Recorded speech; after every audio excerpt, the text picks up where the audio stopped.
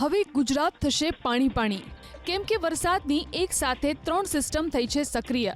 હવામાન વિભાગે કરી છે આ આગાહી. હવામાન વિભાગ અનુસાર હાલ સાયક્લોનિક સર્ક્યુલેશન, ઓફશોર ટ્રફ અને વેસ્ટર્ન ડિસ્ટર્બન્સ સક્રિય થયું છે, જેને લઈ આગામી 5 દિવસ ગુજરાતમાં વરસશે ભારેથી અતિભારે વરસાદ.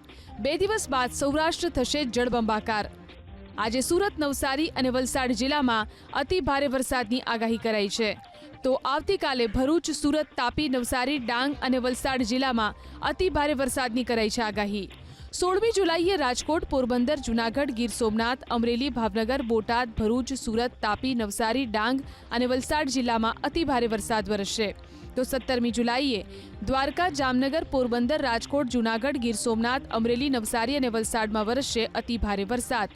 જ્યારે 18મી જુલાઈએ દ્વારકા, જામનગર, પોરબંદર, જૂનાગઢ, ગીર સોમનાથ, અમરેલી, નવસારી અને વલસાડમાં વરસશે અતિ ભારે વરસાદ. ગુજરાતમાં અત્યાર સુધી સિઝનનો 29% વરસાદ વરસી ચૂક્યો છે.